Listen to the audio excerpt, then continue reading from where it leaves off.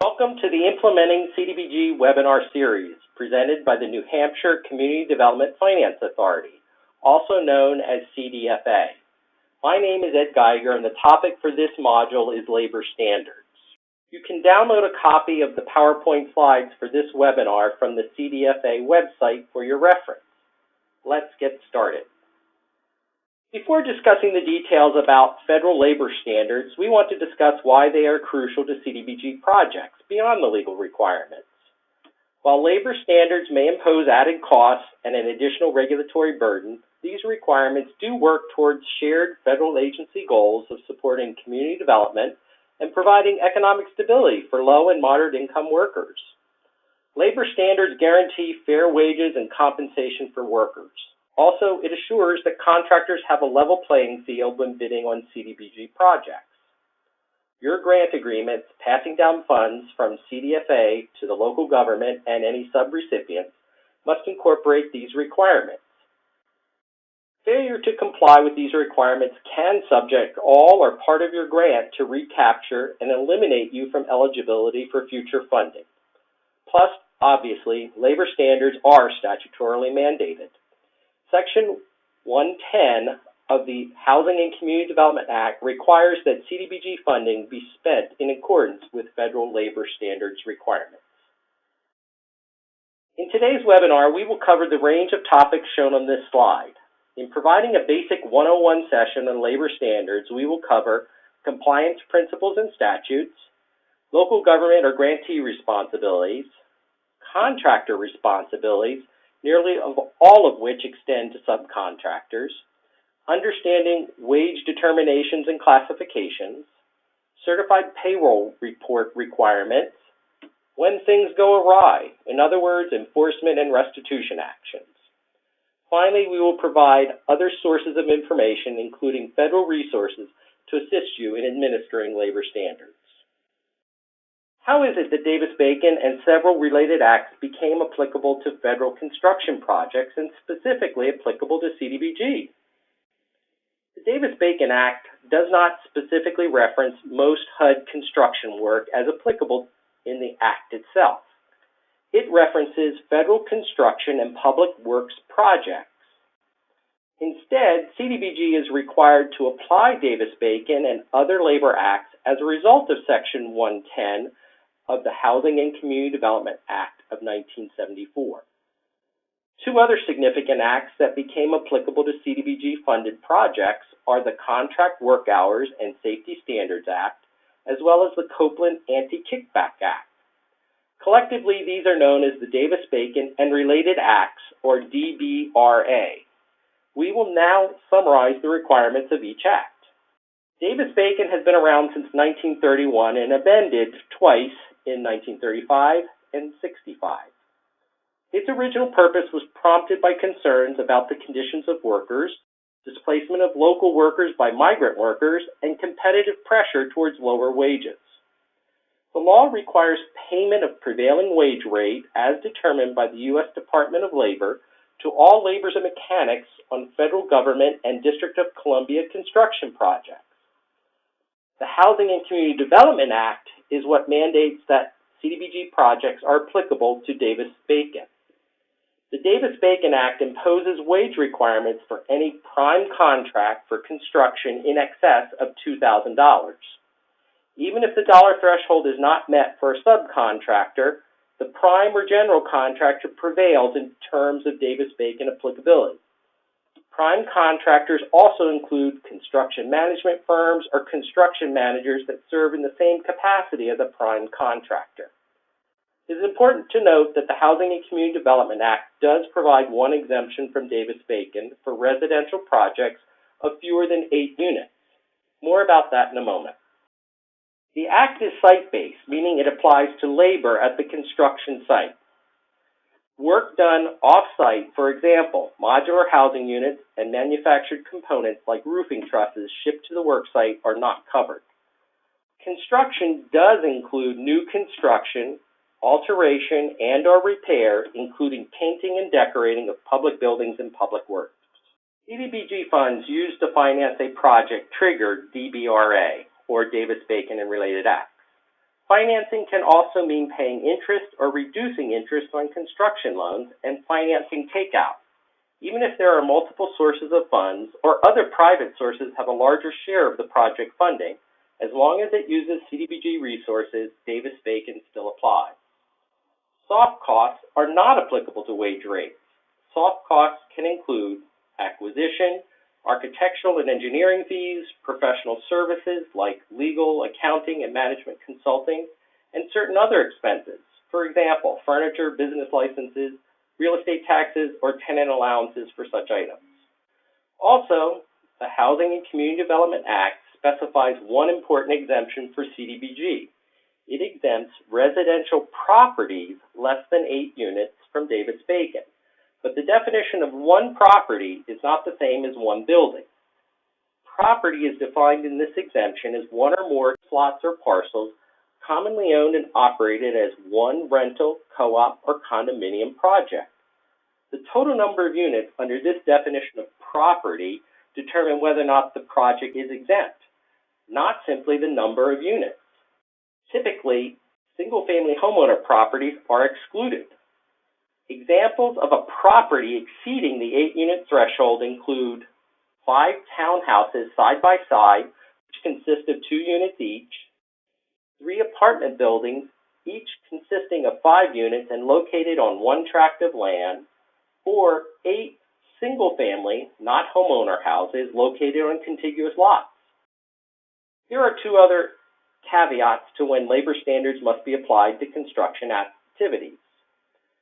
Most Davis-Bacon and related provisions do not apply to local government or local agencies' employees who perform construction work under what is generally known as a force account. Also, volunteers are exempt from paying Davis-Bacon wage rates. One of the related acts for labor standards is the Contract Work Hours and Safety Standards Act, or CWH-SSA, or simply Contract Work Hours Act. In the CDBG program, the Contract Work Hours Act applies to prime contracts of greater than $100,000. Even though contract work hours overtime pay is not required for smaller projects, the Fair Labor Standards Act is usually still applicable for those workers. Here is the important distinction about the Contract Work Hours Act compared to Fair Labor Standards. The Contract Work Hours Act imposes a penalty for not paying required overtime. As of January 24, 2019, the liquidated damages amount is $27 per day for every day each worker exceeded 40 hours a week without being paid overtime. This penalty amount is updated annually and is available from the Department of Labor DOL website. Another of the related acts is the Copeland Act, or also commonly referred to as the Anti-Kickback Act. This law makes it a federal crime for anyone to require someone employed on a federal or federally assisted project to give up or pay back part of their wages. This is also commonly called job buying. The Copeland Act requires contractors and subcontractors to submit weekly certified payrolls and regulates permissible payroll deductions. The Copeland Act requires that only legitimate deductions be taken from a worker's pay. The key word is bona fide deductions. Such deductions include FICA, federal and state taxes, and court-ordered payments, and bona fide fringe benefit plans. All deductions must be reported on the Certified Weekly Payroll Report.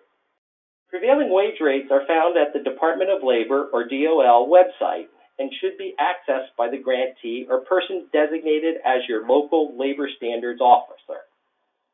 While much more detail is provided in CDFA's implementation guide, this slide highlights some of the factors in applying Davis-Bacon wage rates. All laborers and mechanics employed by contractors or subcontractors must receive prevailing wage rates. Workers must be paid weekly. Enforcement includes the related acts, not just Davis-Bacon. The Department of Labor has primary jurisdiction in administering Davis-Bacon. DOL rules and instructions for Davis-Bacon and other labor laws are available at 29 CFR Parts 1, 3, 5, 6, and 7.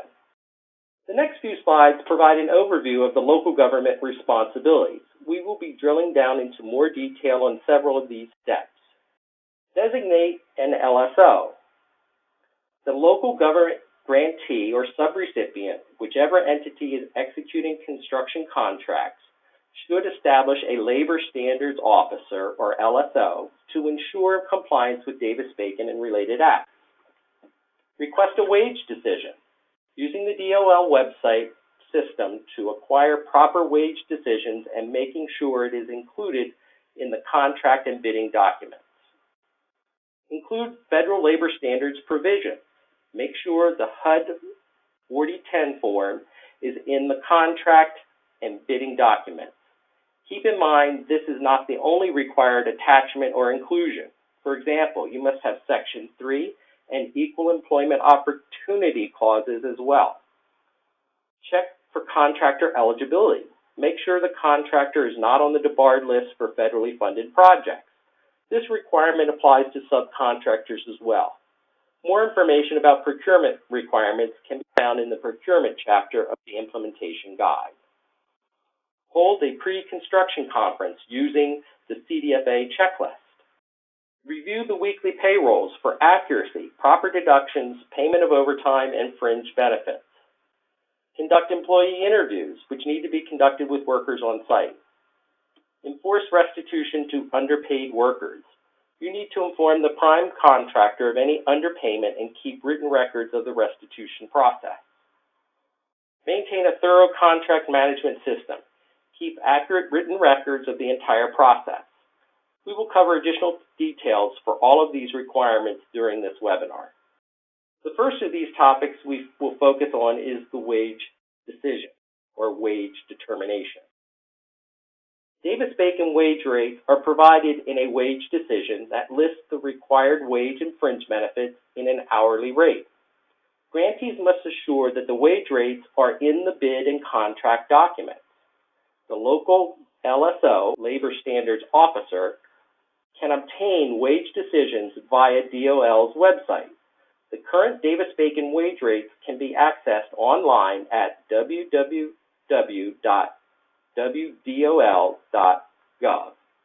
This site lists the minimum wage rates and fringe benefits to be paid workers.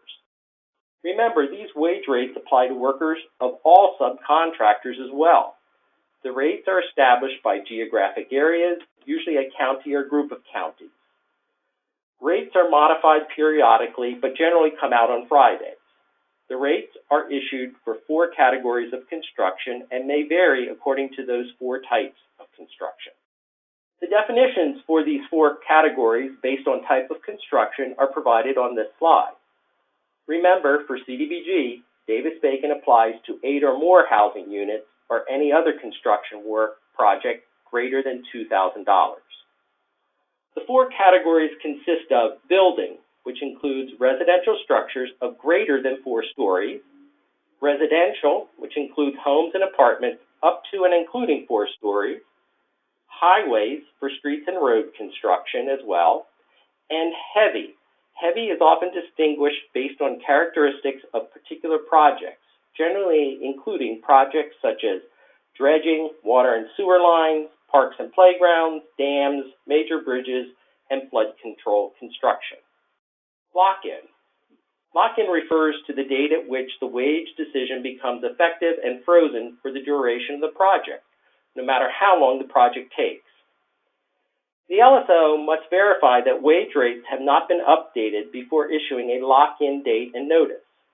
CDFA's policy is to use a 6-day minimum. CDFA is requiring that the lock-in for wage decisions must include any updated wage rates that are issued 6 days prior to bid opening or more. Grantees must be aware that if updates are issued after that point, they must document that there was insufficient time to notify potential bidders to respond, and the lock-in rates did not include any wage rate updates less than 6 days from bid opening. 90 days is another key time frame. The lock-in wage rates will hold as long as the contract is awarded within 90 days of bid opening. If the contract is not awarded in 90 days, the LSO must update the wage determination. So keep tabs on the procurement process to remain within that time frame. All grantees must hold a pre-construction conference with their prime construction contractors or construction manager. If possible, you should also try to have the prime contractor bring any subcontractors to that meeting. The CDFA checklist can serve as the agenda for the pre-construction conference. Keep a written record of the conference at which all DBRA requirements and responsibilities are explained. The prime contractor and all attendees should sign the checklist acknowledging their attendance of this meeting and the review of labor standards requirements. Be sure to review all responsibilities of contractors, paying wages, fringes, overtime, weekly payroll reports, posters, and all items included in the checklist. The next few slides detail some of the contractor's responsibilities. Remember to inform the contractor that the LSO will be interviewing employees to confirm wages, benefits, and deductions. Also, especially remember to emphasize that the Davis-Bacon and related Act requirements are applicable to all subcontractors working on the project. This slide highlights the contractor's responsibilities that should be discussed with the prime contractor at the pre-construction conference. We will now cover these topics in more detail. Classification of workers is a key concept for Davis-Bacon compliance. Classify and pay people for the work performed, not according to the level of skill or years of experience. The classifications must conform to the wage decision. The pay must be at least as much or more than the specified wage decision. If a necessary job classification for the construction is not included on the wage decision, contractors cannot simply make up a classification to avoid higher wages. Ideally, such situations should be identified and discussed during the pre-construction conference. Then, the contractor or subcontractor should work with the LSO to obtain rates for this job class from the Department of Labor. The LSO must review the request and criteria for additional classification. Send a request using HUD Form 4230-A for the approval. The form includes criteria that will be used to consider approval. That criteria assesses whether work is or is not already performed by another job classification on the wage decision, whether the proposed classification is generally used by other firms and trades in the project area, and proposed wage rate and fringe benefits bearing a reasonable relationship to rates on the wage decision. When an employee performs tasks under two or more distinct classifications, the employee must be paid the prevailing wage rate for each classification according to the amount of time worked and performed in each classification. Such workers may be listed separately on the payroll form for each of the multiple work classifications performed. In other words, there will be multiple listings of the same person appearing on the payroll report for the amount of time worked in each job class. As required by Davis-Bacon and the related acts, all laborers and mechanics must be paid not less often than once a week, including any required fringe benefit payment. Note that biweekly pay is not allowed despite the fact the employer may have a regular payroll set up that way for other jobs. Plus, workers must receive 1.5 times their regular rate of pay for all hours worked over 40 per week on covered contracts. All employers must submit weekly certified payrolls reflecting all hours worked on Davis-Bacon covered projects, signed by the owner or a person formally authorized by the business. Labor standard laws require that contractors keep their payroll and job records for a 3-year period after completing of the contract. Note, this is a different timeline than the record retention for CDBG by grantees. Employers have two Davis-Bacon related worksite notice requirements, both the wage rate determination and the employee rights under the Davis-Bacon Act poster must be displayed at conspicuous places on the job site. Other laws require posters as well. Those other postings, such as the Notice to Employees, Equal Employment Opportunity, and Job Safety and Health OSHA posters, can be downloaded from the DOL website shown on this slide. That website also contains a feature that will help employers determine all posters, in addition to the DBR-related poster requirements, that they are required to display at their business. Next, we will move on to a discussion of the responsibilities of the LSO, or local grantee, in overseeing contractors and their compliance with labor standards. This slide lists some of the key issues to understand in administering DBRA requirements that we will cover now. Davis-Bacon covers most all workers, including anyone performing construction work on site. Supervisors spending more than 20% of their time working at the site must be paid the rate for the work performed and are covered by DBRA. Also, project superintendents doing work in listed trades must be paid at least the appropriate wage rates. Note, working subcontractors that are self-employed may not certify payment of their own wages per HUD policy, except that when the laborer or mechanic is the owner of a business working on site with his or her own crew. Such owners with a work crew may be treated as true business owners. For more information about self-employed owners and procedures on reporting wages for such owners, refer to the HUD Labor Relations Letter on the Self-Employed, LR 96-01, found on the HUD website at the address on this slide. The definition of site of work or project job site defines where DBRA wages will be applicable. It is very important to be clear about this location. Sites where prefab units, including modular or manufactured housing, or structural components like roof trusses, are not part of the work site because they do not meet the definition of work site, so Davis-Bacon does not apply. However, batch plants, temporary concrete mixing stations, will be considered part of the work site if not actually at the project location, if they are dedicated to the project despite the fact that they are off-site. Workers at such off-site locations dedicated to the HUD-assisted project are covered by DBRA. Use of apprentices is a common error made by contractors, as the term apprentice and trainee can be misused. Apprentices may be paid less than the applicable Davis-Bacon wage rate as specified by the apprenticeship program. However, only those enrolled in apprenticeship programs approved by the New Hampshire State Apprenticeship Advisory Council on behalf of DOL can qualify for the reduced wage rates. Also, ratio requirements apply that limit the number of apprentices to the number of journeymen working on the project. The ratio is specified in the applicable apprenticeship program requirements. Grantees should check the contractor's state registration of the apprenticeship program and be certain to review copies of the apprenticeship cards for such workers. Pre-apprentices who are not registered must be paid the full journeyman rate. Anyone who is not a registered apprentice, or simply called a trainee, must be paid the full applicable rate. Unsupervised apprentices and apprentices on a site that exceed the apprenticeship program ratio must be paid the full rate too. An important caution involves workers classified as helpers. Allow use of helpers only when that job classification appears on the wage decision. The term helper is still widely used informally in the trades, but usually has no basis in the decision. DOL is generally removing the use of helper as a class in wage decision.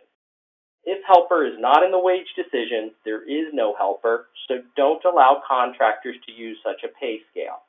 Workers must be paid the rate for the work performed.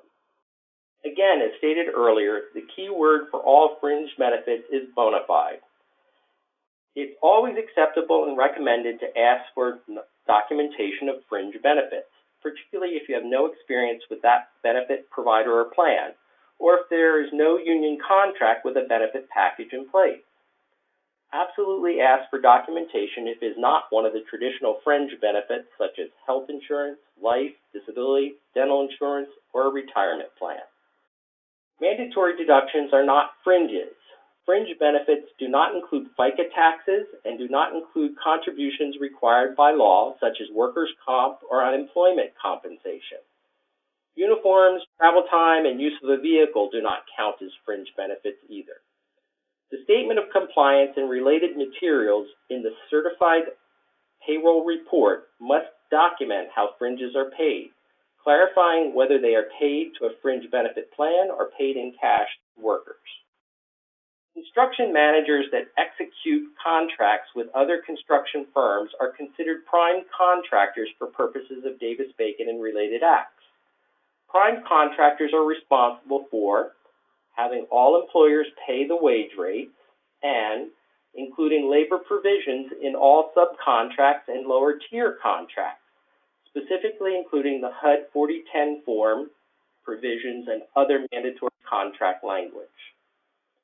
The prime contractor must post the wage decision and the Davis-Bacon poster, as well as other required posters, and is liable for compliance of all employers and subcontractors on the job. Subcontractors should communicate through the prime regarding any labor standards issues. It is very important to assure that the prime contractor understands the obligations regarding its own workforce and all subcontractors, including providing guidance to subcontractors on submitting certified payroll reports, access to interview employees on site, and restitution to underpaid employees. Subcontractors submit their payrolls each week to the prime contractor. The subcontractor is also responsible for any lower tier contractors they include in the project. In particular, subcontractors, like prime contractors, must include labor provisions in all lower tier contracts that the subcontractor issues and ensure access to its and lower tier employees on site. Now let's review the Certified Payroll Report, which is also called the Weekly Payroll Report or Payroll Report. Payroll report requirements are addressed in DOL's regulations at 29 CFR Part 3. DOL provides a standard form, WH 347, which is optional for employers to use. Other formats are acceptable as long as they contain the same information. The LSO will most likely be the one to review these forms. Payrolls and statement of compliance may be computerized as long as all of the same information, including the compliance statement, is provided. The second page of the standard payroll report form contains the compliance statement.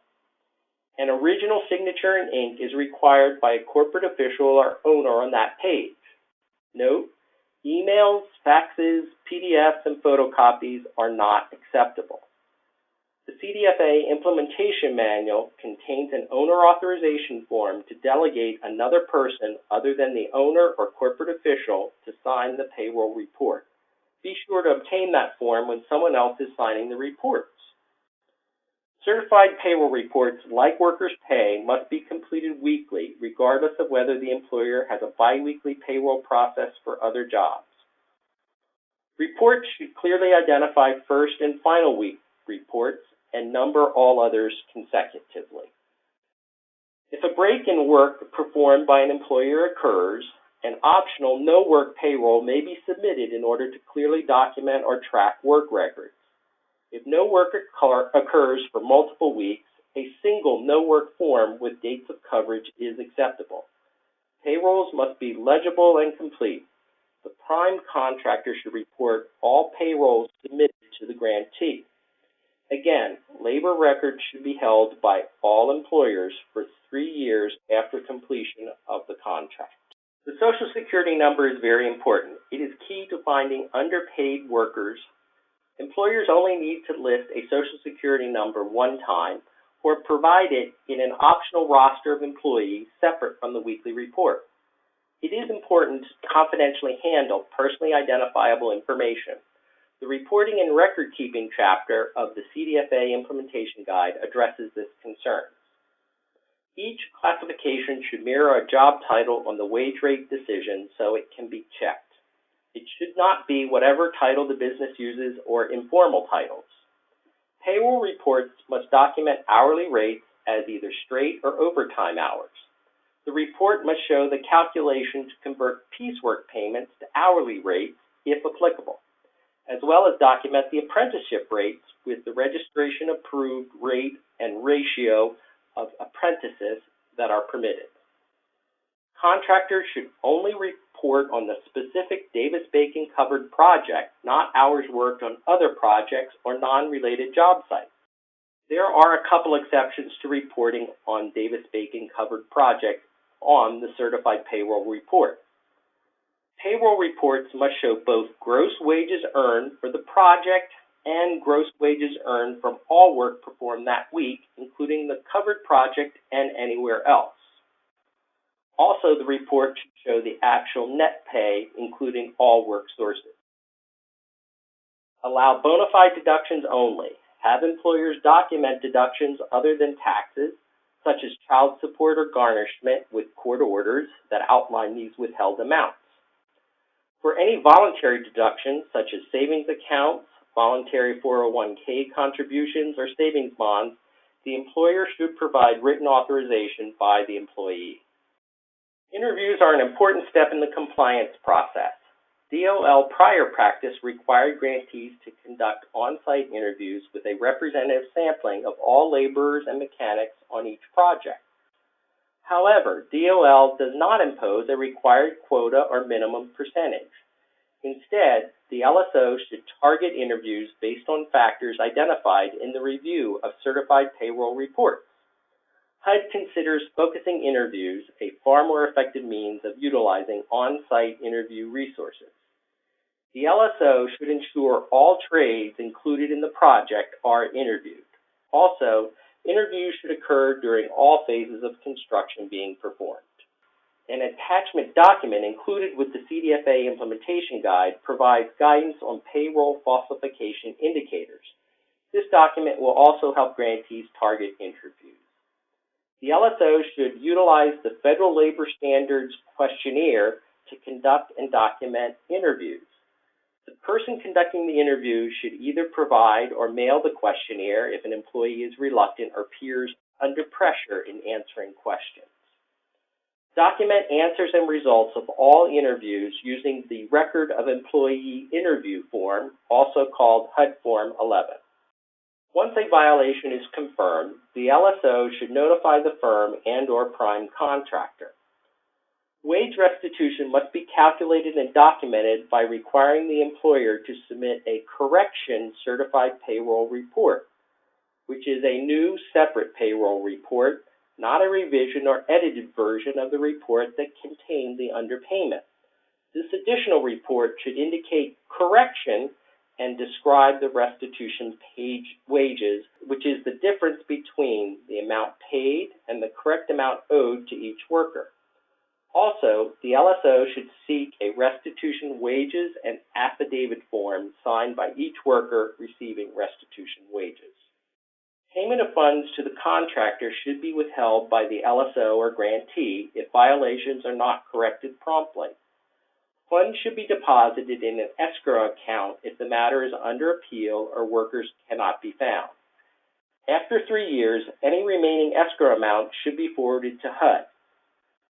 Possible administrative sanctions that may be issued for uncorrected violations include limited denial of participation in future bidding and procurement, or, serious enough, federal debarment of the firm.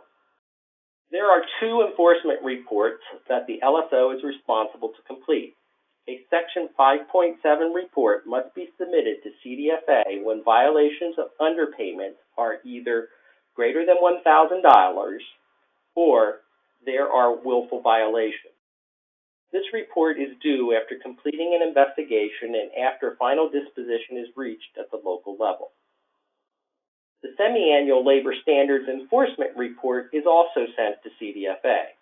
This report includes a list of all contracts awarded during the period and description of all enforcement activities, including both activities previously described in a Section 5.7 enforcement report and any other enforcement activities that did not reach the threshold requiring a Section 5.7 enforcement report. HUD provides several useful reference guides for labor standards, including a guide for states, tribes, and local agencies, which helps CDFA grantees as well, a contractor's reference manual that is appropriate to share with contractors at the pre-construction conference, and HUD's general handbook that outlines requirements for labor standards and provides guidance for those administering these requirements. This final slide offers several resources that are helpful in administering labor standards for federal projects.